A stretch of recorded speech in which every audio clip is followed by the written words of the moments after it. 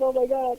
It's nice that you can walk away with the attitude like, yeah, okay, it wasn't the greatest experience of my life, but I walked away with a better me. I walked away with a lot of other things that maybe I wouldn't have had, And I think that's great because, honestly, I actually got a call to audition for The Voice a couple of years back. And it was not at all what people think. It was a cattle. We were supposed to be, people with invitations were supposed to be separated. The people who just came to audition were supposed to be different from us. But somehow we all got mixed in. We didn't get separated at all. And then we were auditioned in groups of 10. And I had some amazing women in my group who could just sing the pants off of, Carrie Underwood. And they weren't taken. They weren't brought in. They weren't nothing. And so I didn't feel so bad when I didn't, right, chosen. But I walked away with 2 lifelong friends who are in my life today that I am so grateful for. And I would, even though I stood in New Jersey in like 150-degree weather for 3 hours, I would relive that day again because those 2 people made all the difference. That's awesome. Yeah, for all the bad that it can bring, it can be a ton of good. I made some friends in production. The finale of Ink Master, one of the people in production that I met, he told me, he was like, if your brother doesn't want to be your brother, I know how fucking rad you are, and I'll be your brother, bro. You know how many people have told me that since the show? Like, I've gotten so much positive reinforcement from people. It just makes me know that I'm doing the right thing, I'm going to continue to love and give and do, and sometimes I'll be an asshole and be wrong, but, just stay focused on doing the right thing. And it's just great that the show helps me put that out there on a broader spectrum. It's because, you can see you're a kick-ass guy from the show, and that's one of the reasons why I stalked you on Facebook, and I friended you, and I stalked you to be on my show. Hey, and here I am because I am an attention whore. So I like making new friends with good people, and I like telling my story, man. I like reaching people. And we like hearing about it. I do have to ask one question before I ask you a couple others, because I've gotten a couple of chat requests for it.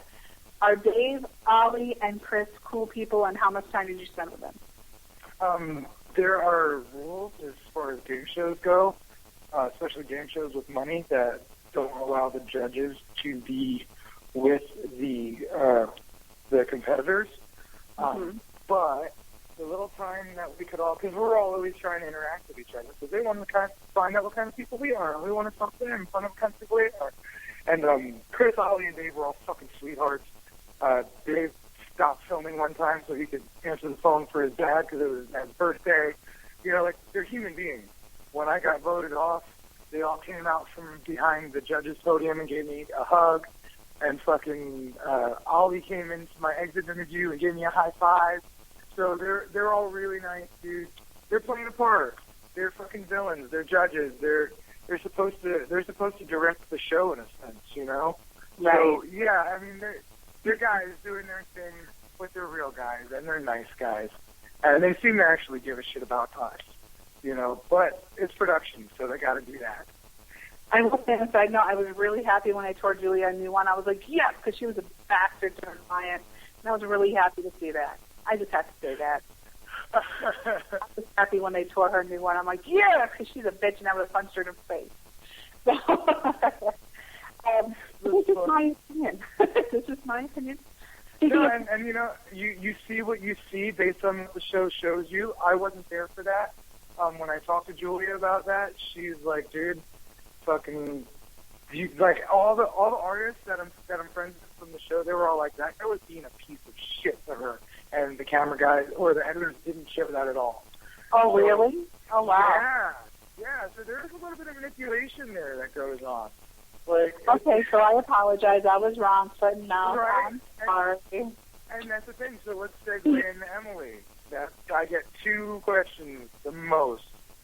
How are you and your brother? And is Emily really that much of a bitch? And I will tell you, I have done road trips with Emily. Emily stayed at my house. Emily's worked at my studio. Emily is a motherfucking sweetheart. She's a good girl. But she knows what the fuck she's doing.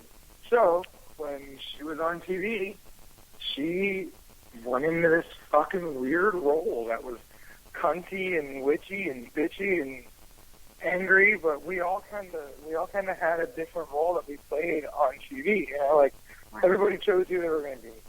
And, I think it goes back to the camera whore. Yeah. So, I think it goes back to the attention whore because you all felt like you had to play a role in order to get a certain amount of attention. Because if you blend in, then who's going to really pay attention? So if you do something that sticks out, then people will remember you, even though sometimes it may not be for the best of things. Exactly. Well, I mean, if you really study the show, like you'll see that the first 2 or 3 episodes, I was being a fucking bully. I was cocksuckering everybody around just to get TV time. I just wanted to get on TV more. Then one of my buddies pulled me aside. What's that? I didn't feel that way about what you were doing. I felt that you were very passionate about your work and that you wanted people to know that you were here and this was your work and you were proud of it, and that's just how it's going to be. And that's how I felt. But, you know, after a while, fighting like that kind of sucked. Yeah, it's like, dude, I don't feel like arguing right now. Like, yeah, everybody knows how I feel. I fucking love tattoos. Stop. I don't want to fight about it. Let me talk about something good. Like, because that was the thing I started getting tired about, always having to defend something. You know, because I'd sit there during filming and I'd be like, you know, love and this and that, and the cameras would just walk away.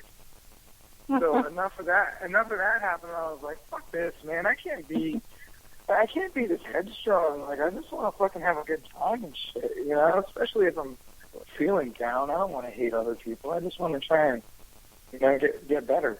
You know? Absolutely.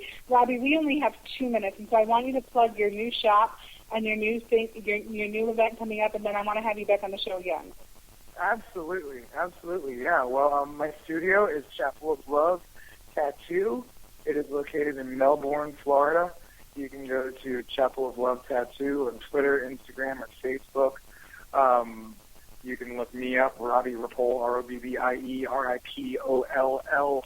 That always has all the newest information about my studio and what I'm doing specifically. We're about to have a grand opening event, June 5th and 6th.